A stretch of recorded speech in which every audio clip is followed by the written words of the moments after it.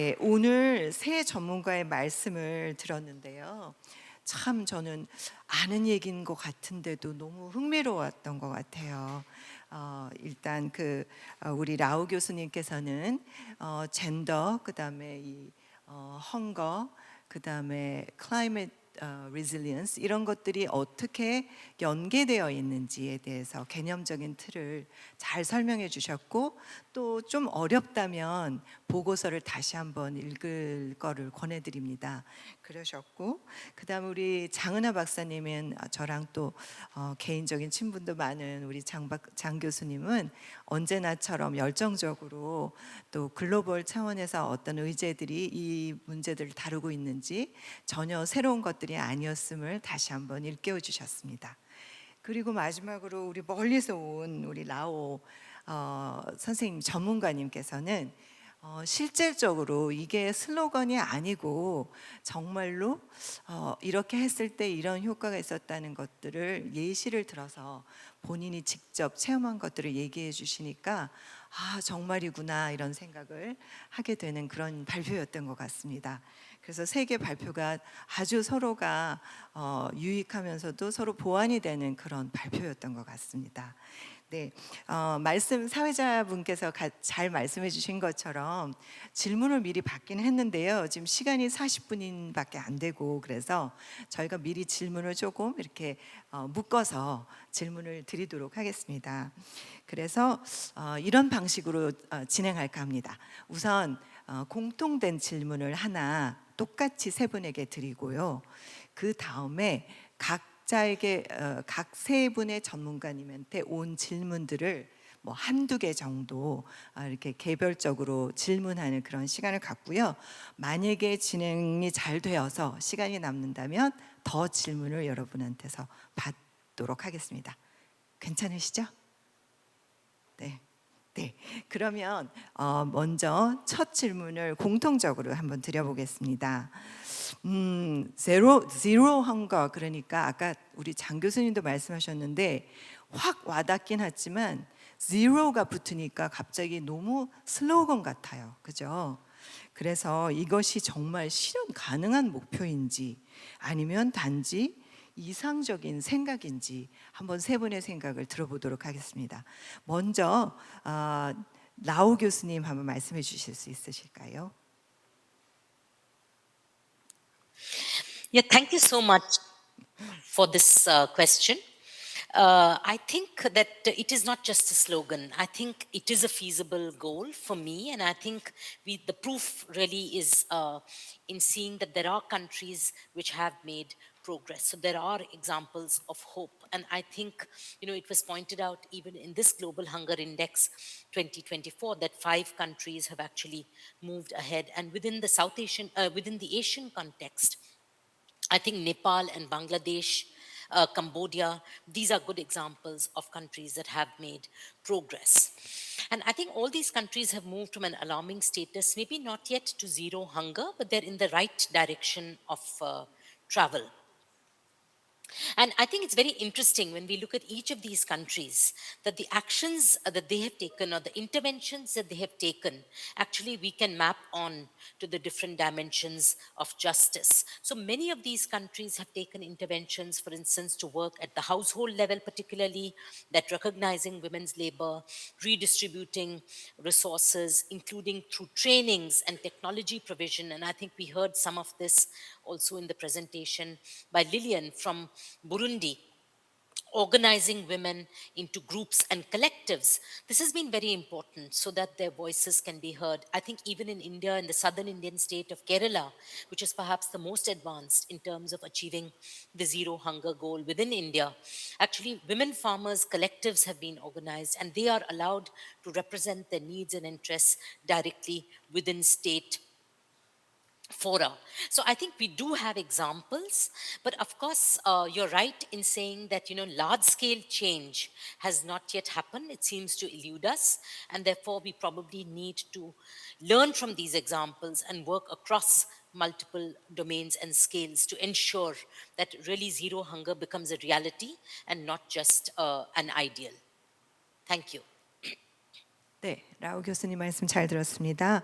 실제 효과적인 사례가 있지만 그러나 아주 큰 규모의 아직은 그 노력이나 결실들이 좀 부족한 것 같습니다.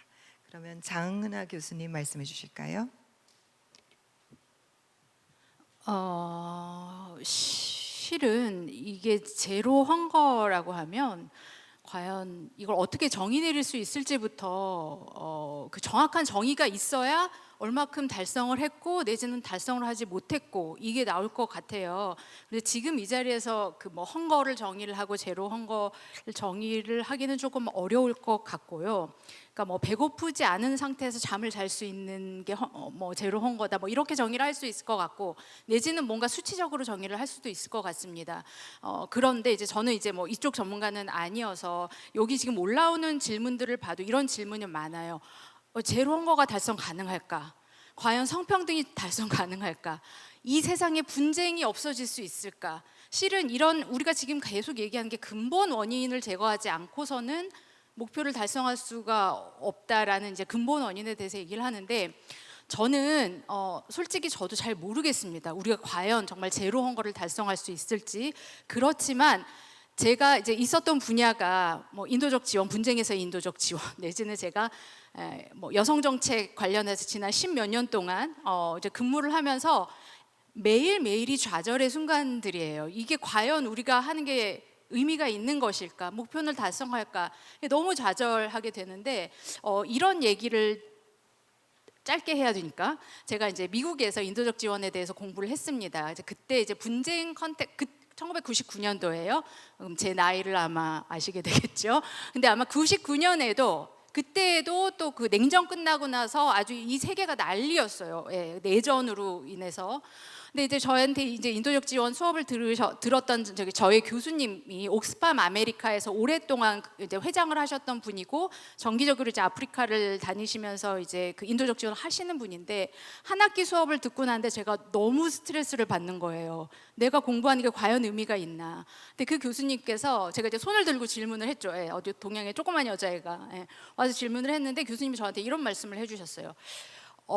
본인도 모르겠다. 과연 이게 언제 끝날지. 그렇지만 자기는 정말 내 눈앞에서 그 영양실조로 이렇게 아기들이 영양실조가 되면 기운을 차리지를 못해요. 그래서 눈도 이렇게 잘 안 떠지고 이렇게 축 늘어져서 누워 있습니다. 근데 그럴 때 이제 뭐 플럼피넛이라든지 이렇게 이렇게 그 영양식, 이런 보충식을 주게 되면 아이들이 조금씩 이렇게 기운을 차리고 눈도 뜨고 누워만 있던 애가 앉고 말을 하게 되고 이러거든요. 그래서 그 교수님이 저한테 해주신 말씀을 그 한 아이가 내 눈앞에서 살아나는 거를 보고서 자기는 이 일을 계속한다 그렇게 말씀을 하시더라고요. 그래서 제가 드리고 싶은 말씀은 이 모든 목표들이 정말 너무 달성하기 어려울 것 같이 보이는데 저는 이렇게 생각하기로 했습니다.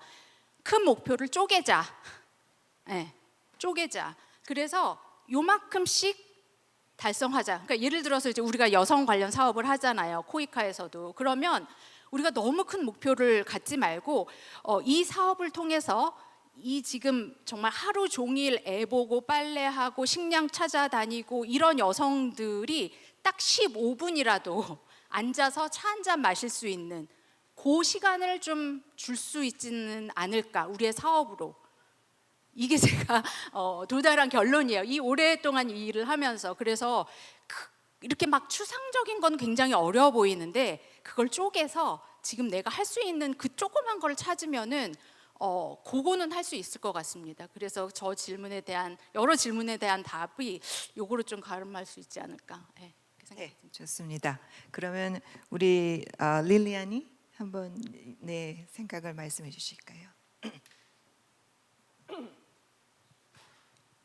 Thank you. I totally agree with the colleague before me. Exactly that there is a long-term process to achieve zero hunger, but the little paces are very critical. And so to answer to this, I will say yes, it's feasible and it's also necessary. And as I try to share with you here, there is proven solution, alternative, and pathway that can allow us to achieve results. For example, the sustainable agriculture practice or gender transformative approach. So it's a small scale pace, but and also a long-term process, but we need to keep continuing to achieve the result. Thank you. 네. 질문에도 어떤 분이 Zero Hunger가 도대체 정의가 무엇인지 알려달라고 그렇게 질문이 들어온 것도 있는데요. 물론 이 리포트에 보면은 그 인디케이터들이 몇 개 있습니다. 그래서 그렇게 메저하지 않는 거는 뭐라 그러셨죠? 평가할 수 없다. 아까 대표님 말씀하셨죠? 예, 그런 측면도 있지만 만약에 저한테 물으신다면 우리 장 교수님 말씀하신 것처럼 젠더 이퀄리티도 그렇고 디모크라시도 그렇고 민주주의도 그렇고 우리가 지향해야 되는 바가 아닌가. 그러니까 작은 증거와 성과를 가지고 가지만 또한 우리가 끊임없이 지향해야 되는 그런 목표가 아닌가. 저는 그렇게 생각하였더랬습니다. 네. 그 다음에 이게 이제 공통 질문이고요. 그 다음에는 이제 한 분씩 그 전문성에 맞게 또 개별적으로 들어온 질문을 제가 드리겠습니다. 이번에는 어떻게 거꾸로 갈까요? 그래서 네. 먼저 그러면은 우리 리니아니 비니 전문가님께 여쭤보겠습니다. 저는 책에서만 보던 샘플을 직접 와서 이렇게 활동하신 분이 말씀해 주시니까 너무 좋았어요.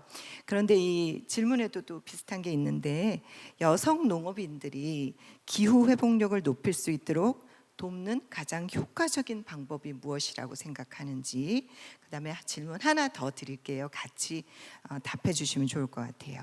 그다음에 이 기후 회복력, 제로 환거, 그다음에 성평등 정의, 이거 통합하는 거 우리 이론으로는 굉장히 잘 알지만 실제 프로젝트를 시행할 때 정말 어려운 점은 무엇인지, 그 두 가지에 대해서 또 합쳐서 말씀해 주셔도 좋고 말씀해 주시면 감사하겠습니다. Thank you very much. I will share one of the most effective way to empower women farmers to improve climate resilience. As you can, if you remember the picture I've shared with you, the farmer feed school. For us, it's an entry point because it's allow to put together farmers to learn about better farming practice in a very practical way. And this also helped to identify a leader, a farm leader in the community to share information and all the new adaptive practice. So for us now, Farmer Feed School seems to be the way to share climate smart agriculture practice and also an entry point to empower women.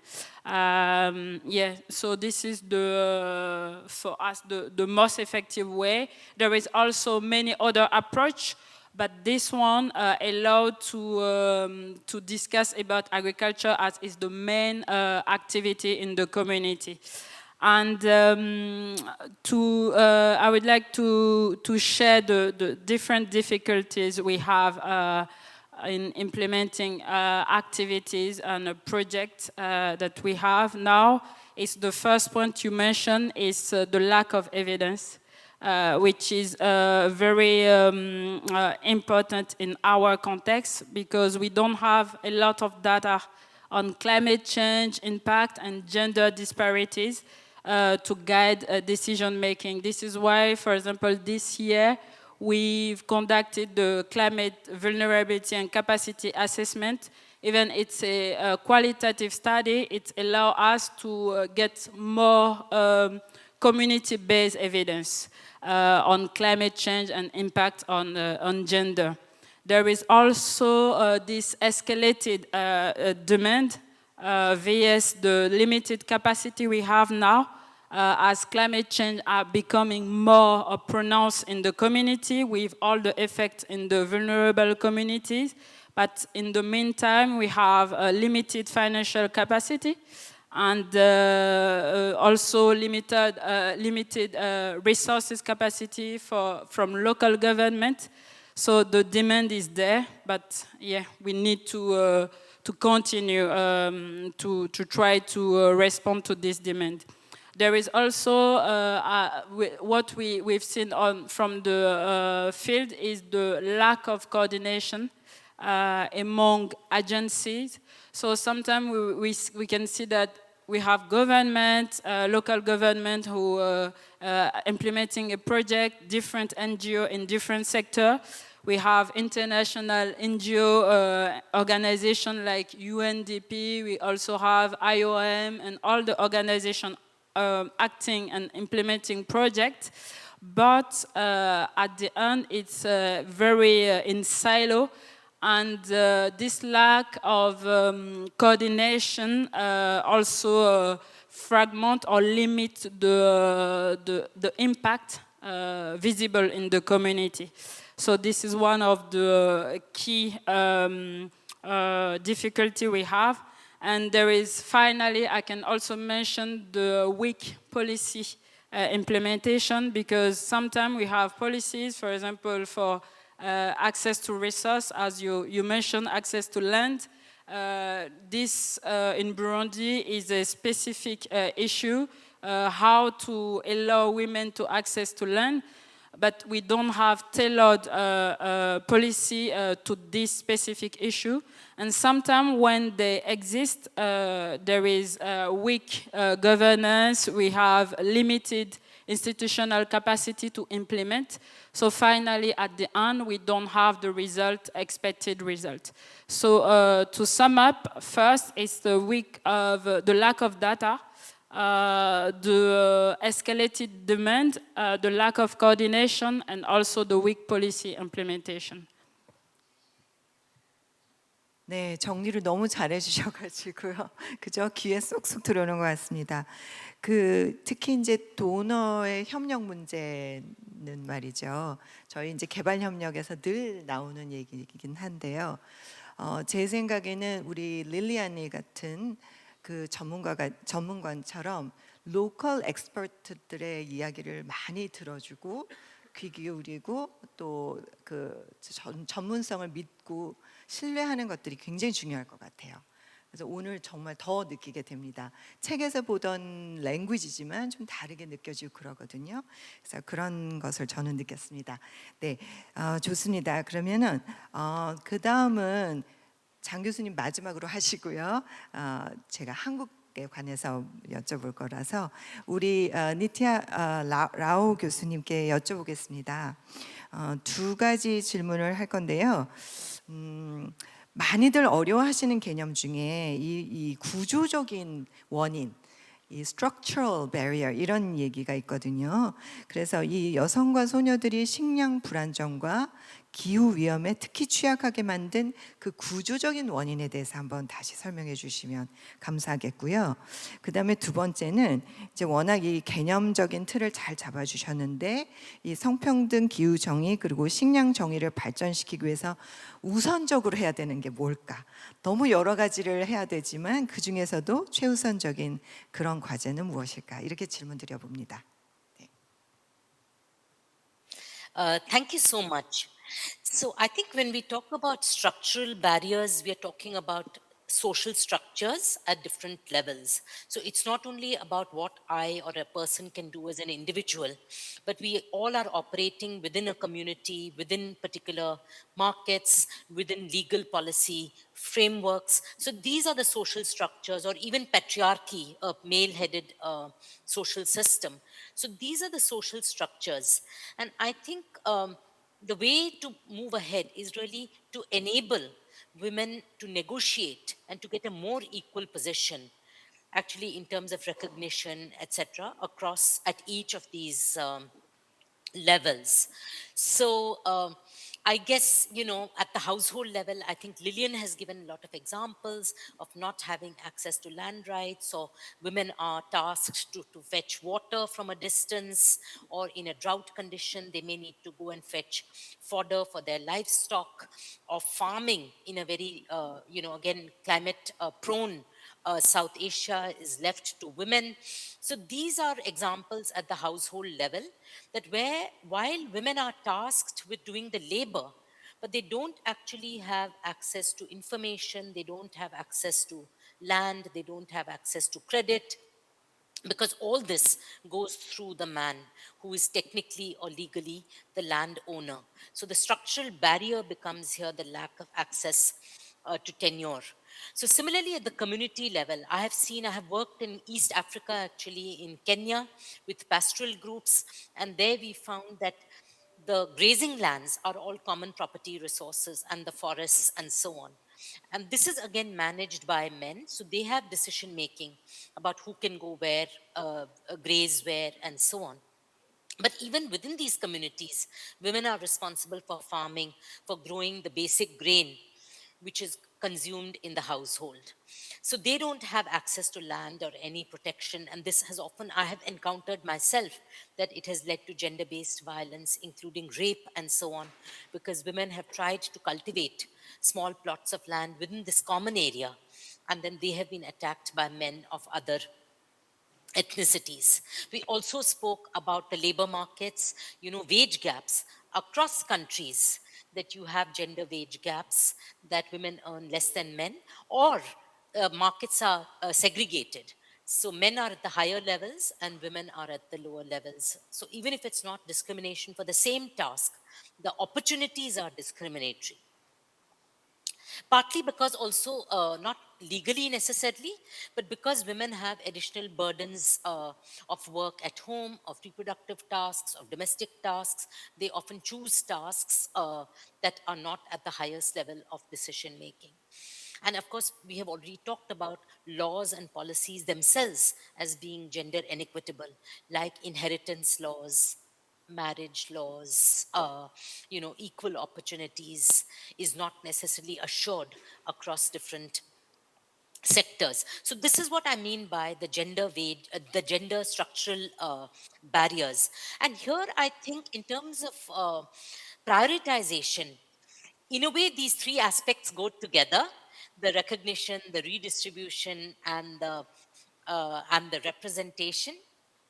But I think where we are lagging behind and possibly should be the priority is the representational dimension. So there has been a lot of now recognition of specific schemes, programs for women and children. Supplementary feeding was mentioned. Farmer field schools have been mentioned. So there are a lot of programs and a smaller scale programs. I think even if you take a country like South Korea, you find that in the global gender gap index, where it is lagging behind is in terms of political participation and representation in government.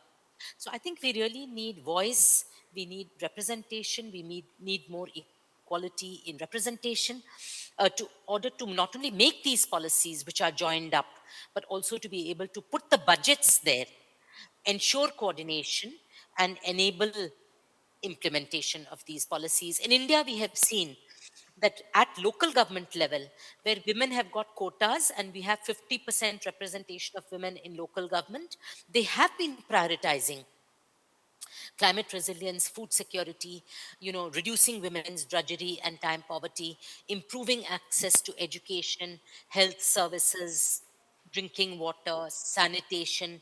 So it does make a difference when women have political power and the power to implement a policy in a more holistic way. I think I can stop with that. 네, 교수님 감사합니다.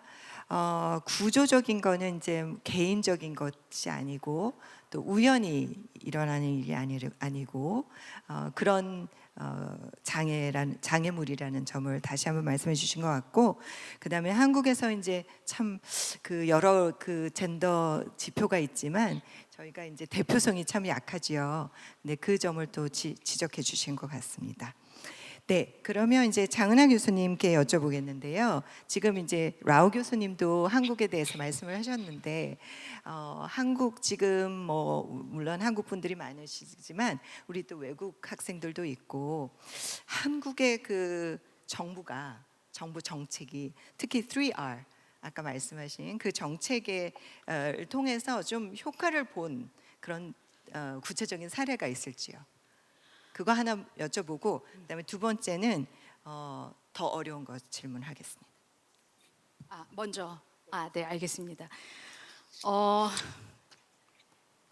정책 뭐 어떻게 또 성공을 어떻게 정의를 하냐 이게 문제지만 일단 그 아까 말씀하셨던 세 가지 R에 대한 짤막짤막한 어떤 정책들이 있는지를 제가 지금 막 생각했어요. 그냥 예시를 하나씩만 좀 드리고 그 다음에 이제 최근에 저출산 정책 있잖아요. 그거에 대해서 제가 좀 최근에 생각한 게 있어서 그거를 좀 말씀드리면 될 것 같습니다.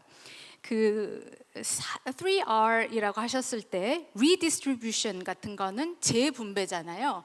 그러니까 이 재분배가 이제 굉장히 어려운 그 추상수위가 높아서 굉장히 어려운데 그러니까 예를 들면 한부모 가정 지원하는 거 소득이 낮고 혼자서 아이를 키워내니까 힘들잖아요. 그래서 우리나라가 한부모, 그러니까 싱글맘이죠. 예, 지원 정책을 계속 펴고 있습니다. 그러니까 그런 게 이제 재분배의 예라 할 수 있을 것 같고 대표성 지금 우리가 잘 못하는 거지만 저희가 비례대표는 이걸 쿼터가 있죠. 그 할당제. 다른 국가에서는 이제 그 비례대표 말고 뭐지 지역구도 할당제가 있는 데가 있지만 이제 그런 것들을 말씀드릴 수 있고 또 하나는 우리나라가 여성 고위 공무원들은 반드시 40%를 여성으로 채워야 된다. 이런 게 또 정책이 있습니다. 그래서 그런 것들로 인해서 실은 대표성이 향상될 수 있지만 우리나라가 굉장히 못하고 있다.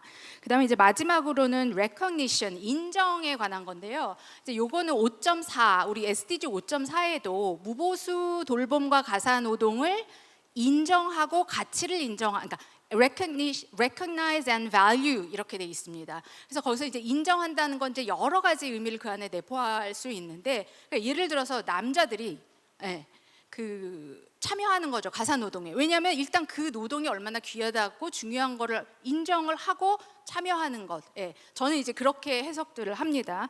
그래서 이제 그런 사례를 들 수가 있고 어느 정도까지는 저는 정책 성과가 있는 것 같아요. 그러나 역시 그 사람의 머릿속에 들어가서 완전히 우리가 개조하는 것은 어느 정도까지 될런지는 모르겠지만 이런 정책적인 메커니즘을 통해서 가능하다고 생각을 합니다. 그리고 제가 최근에 이 저출산 정책에 관해서 정책이 효과가 있을 수도 있겠다라고 생각을 바꾸게 됐습니다. 그 되게 좀 이상한 말이지만 제가 여성정책연구원에 있고 그 수많은 저출산 정책들이 쏟아져 나오는 걸 보면서도 한국의 출산율이 올라가지 않고 드디어 재작년인가 0.67인가까지 떨어져서 정말 너무 놀랐거든요. 저 이 정도일까? 근데 최근에 다시 올라왔습니다. 그래서 0.78 정도까지 다시 올라왔고 그리고 지금 남성들이 더 많은 육아휴직에 참여하고 있습니다. 그런 것들을 볼 때, 그러니까 제가 실은 정말 돈을 쏟아붓고 있어요. 지금 현재 뭐 그 전에도 그랬지만 이제 정말 사활을 건 것 같아요. 우리나라 앞으로 존속할 수 있냐 없냐에. 그래서 제가 잠깐 좀 찾아봤습니다. 최근에 그랬더니 0세에서 7세까지 이제 아이를 낳으면 오늘 이제 아기가 태어나잖아요. 그럼 이 아이가 7살 때까지 3천만 원을 받게 돼요. 그리고 부모 첫 만남 이용권 그래서 아기가 태어나면 200만 원을 받고 그 다음에 둘째가 태어나면 300만 원을 받아요. 그냥 일시적으로 지급이 돼요. 그리고 부모 급여가 한 달에 100만 원씩 또 계속 1년 받고 그 다음에는 50만. 그러니까 정말 제가 이제 예전에만 해도 돈으로는 될 수 없어. 이거는 돈으로 여자가 아기를 낳게 만들 수는 없을 거라고 굉장히 비관적이었는데 어쨌든 어느 정도까지는 되겠다 싶은 게 지금 최근에 여성 경제 참여율, 한국의 여성 고용률이 역사상 역대급으로 높아졌습니다. 60 몇 %가 됐어요. 근데 제가 연구원에 있을 때 한 재작년 제가 확인한 마지막까지만 해도 56, 57 이 정도였거든요. 뭐 여러 요인이 있겠죠. 단지 뭐 이런 지원뿐 아니라 다른 요인들도 많지만 어쨌든 어느 정도까지는 이게 될 수 있다. 그리고 중요한 게 아까 지금 father school이라고 하셨나? 그러니까 남편들도 가서 배우잖아요. 그러니까 이런 어떤 남성들이 노출되는 거, 그리고 인정하는 거, 가사 노동 인정하고 돌봄 노동의 가치를 인정하고 같이 참여하고 이런 작업들이 어느 정도까지는 정책으로 될 수 있겠다 해서 그 방금 구조적 변화 말씀하신 것도 이제 이런 게 변혁적인, 왜냐하면 전통적인 관습을 깨고 예, 이 구조 자체를 조금씩 정책이나 이런 걸로 비틀어주는 거거든요. 그래서 이런 또 한국에 너무 암울하긴 한데 아주 조금씩의 변화는 만들어내줄 수 있지 않나. 저의 자신도 약간의 희망을 얻어서 말씀드리고 싶었습니다. 네, 동의합니다. 예, 작은 변화를 축하해 줘야 될 것 같아요. 그죠? 예, 너무 물론 이제 지향하는 바는 굉장히 원대하지만 작은 행동 변화, 작은 성과도 충분히 축하하는 그런 분위기가 형성돼야 될 것 같습니다. 제 생각입니다만, 네. 그렇다면 하나만 더 각본에 없는 거긴 한데요. 너무 좋은 질문이고 저도 궁금해서 한번 장 교수님께 여쭤보고 싶습니다. 사실 이제 질문에서 올라온 건데요. 국조실의 그 성평등 이행과 관련한 그걸 보여주셨잖아요. 근데 사실 한국의 개발협력 정책에 이게 얼마나 실효성이 있을까 궁금하다고 하십니다. 특히 지금 페미니즘에 대한 좀 다소 정확하지 않은 이해로 인해서 갈등이 있는 부분도 있는데 그런 상황에서 사실 질문이 이래요. 개발협력 정책이 이러한 혐오 문제를 해결할 수 있을까 이렇게 했는데요. 그거에 대한 답도 괜찮지만 저는 오히려 이제 개발협력이니까 우리가 그런 상황에서 이거를 개발협력에 잘 담을 수 있을까? 어떤 네 그냥 정말 생각을 한번 말씀해 주시면 도움이 많이 될 것 같습니다. 제가 막 너무 희망적인 그런 말씀만 드려서 저 사람은 좀 현실성이 떨어진다 이렇게 생각하실 수 있을지 모르겠는데 그 저의 노력입니다. 그 작은 어떤 한 뭐 베스트 프랙티스라든지 이런 걸 찾음으로 인해서 우리가 어떻게 나아가야 할지를 항상 고민을 하는데 실은 이제 이 질문의 이전에 저는 실은 개발협력 뭐 해외 원조 하시는 분들 중에 이렇게 혐오로 가득 차신 분은 일단은 저는 못 봤어요. 못 봤고 그 이유 중에 하나는 이런 어떤 혐오 문제는 굉장히 우리 사회의 어떤 독특한 점과 연결이 많이 돼 있는 것 같아요. 지금 국내에 여성 혐오는 뭐 군대 문제도 있고요.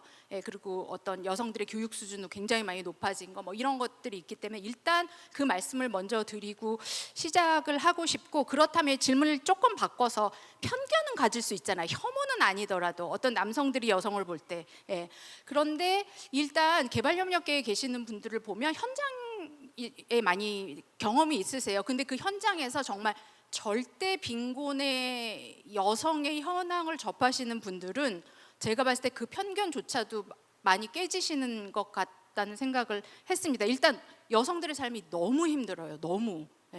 그래서 일단 그 말씀을 드리고 싶고 그 다음에 이제 그렇다면 개발협력 정책이 이러한 어떤 차별 혐오 문제를 해결할 수 있냐라는 걸로 질문을 조금 바꿔보면 이런 게 있을 수 있을 것 같아요. 그 차별을 없앨 수 있는 기회는 제공할 수 있는 것 같은 게 제가 예를 하나 드리면은 우리나라 ODA 시행기관 중에 코이카가 있고 EDCF가 있잖아요. 코이카는 오래전부터 알고 있었어요. 성평등 한 원조를 해야 된다. 그런데 한 7년 전쯤에 EDCF 그러니까 여기 유상 원조를 하는 기관이죠. 거기 어떤 분들이 막 저희 원을 찾아오셨어요. 국제개발 협력팀을. 그래서 왜 오셨냐 했더니 그린 클라이밋 펀드라고 그 한국말로 뭐지? 하여튼 GCF에 펀딩을 요청을 하려면 뭐를 체크리스트가 엄청 많대요. 근데 그 중에 하나가 이 기관 내에 성평등 전략이 있느냐를 체크리스트를 해야지 돈을 어플라이를 할 수 있는 거예요. 그러면서 우리가 이걸 만들어야 되는데 어떻게 해야 될지 모르겠어가지고 좀 왔다. 그러면서 우리가 이 성평등 전략을 만들어야 된다라고 오셨더라고요. 그래서 제가 그때 약간 그렇구나. 이분들이 전혀 젠더에 대해서 전혀 생각이 없으시다가 어쨌든 GCF의 돈을 받기 위해서 기관 내에 이런 것들을 하셔야 된다는 거를 알고 만드시고 그거를 이제 만드시면서 본인들도 뭔가 생각이 많아지셨겠죠. 그래서 제가 생각할 때는 이러한 어떤 정책이나 법이나 이런 걸로 그 시작 포인트라 그래야 되나? 예, 그런 어떤 것들은 만들 수 있고 그럼 거기서부터 이분들이 이제 하셨겠죠. 그 이후는 저도 그 이후 스토리는 잘 몰라서 예, 그런 변화들은 있을 수 있을 것 같습니다. 네. 답변이 좀 참고와 도움이 많이 되는 그런 답변이었던 것 같습니다. 네, 지금 한 4분 남았는데요. 사실 이제 공동 질문이 하나가 더 있는데 지금 너무 질문은 좋은 게 많은데 나중에 이걸 혹시 전문가님한테 전해주실 수 있으면 좋을 것 같아요. 우선 공동 질문 하나는 사실 오늘의 자리는 글로벌 헝거 리포트를 발표하는 날이고 또 이게 굉장히 컨섬 월드와이드 코리아의 시그니처 사업 중에 하나인 것 같은데 요 리포트를 읽어보셨는지요? 네, 저도 이제 이 행사를 맡으면서 처음부터 한번 쭉 읽어봤어요. 리포트는 처음부터 쭉 끝까지 읽어보는 게 굉장히 중요한 것 같아요. 그래서 그렇게 하시기를 관심 있으시다면 어떤 분이 과연 이걸 하기 위해서 무엇을 노력해야 될까요? 그러는데 리포트를 먼저 읽어보시면 어떨까 생각하고요.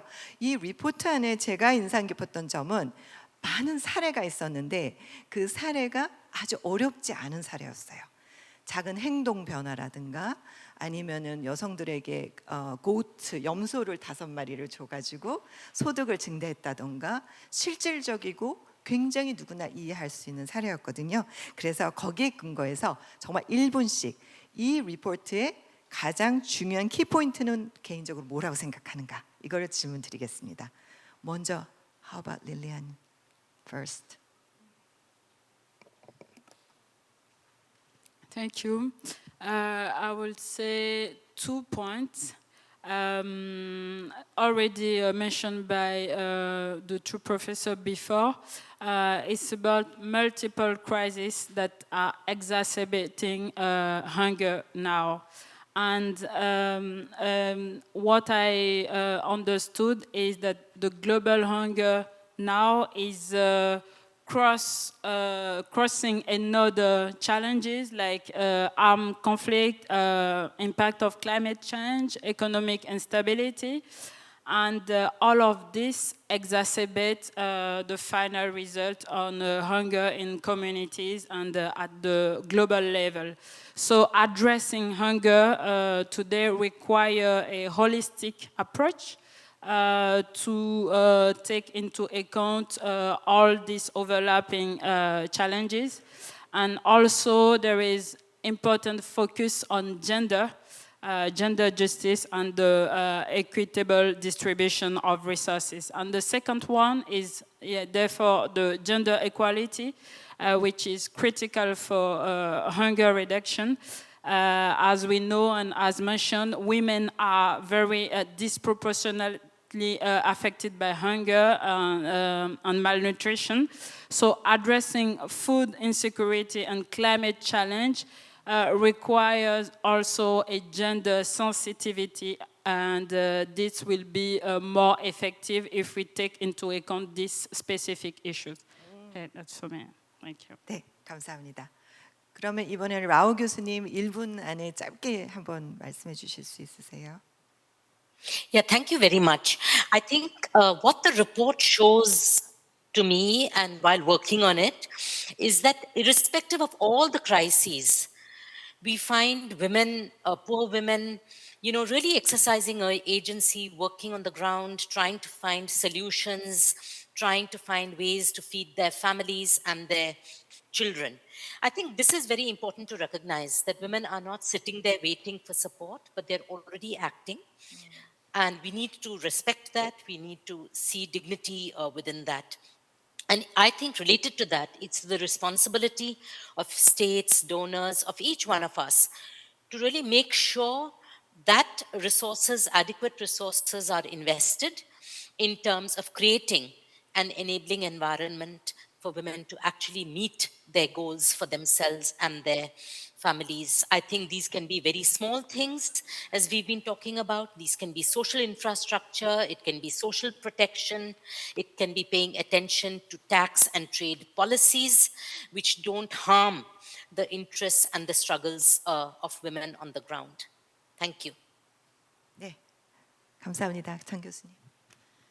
네, 실은 지금 이 얘기를 해도 되나 안 되나 계속 생각을 하고 있었는데, 저는 아까 이제 우리 이준무 대표님이 보여주셨던 지금 가장 문제가 심각한 나라들 있잖아요. 마다가스카르, 차드 맞나요? 예, 예. 그 국가들에서는 실은 가장 시급한 거는 지금 먹을 음식이 이 밥상 위에 올라오는 것입니다. 그래서 그 부분에 다시 한번 조금 조명을 했으면 좋겠고, 거기는 정말 너무 죄송하지만 지금 여기서 우리가 이렇게 하는 얘기들이 실은 그들에게는 지금 의미가 없을 수도 있어요. 빨리 정말 먹을 걸 줘서 이들이 기운을 차리고 교육을 받든 뭐 배급을 받으러 가든 성평등에 대해서 생각을 할 수 있게. 그래서 일단 하여튼 빨리 먹을 걸 그들에게 좀 갖다 줘야 된다. 그리고 이렇게 가장 심각한 상황에서는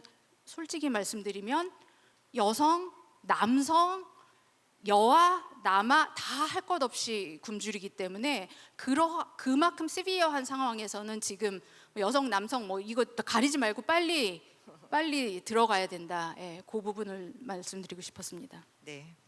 무슨 말씀인지 잘 알겠습니다.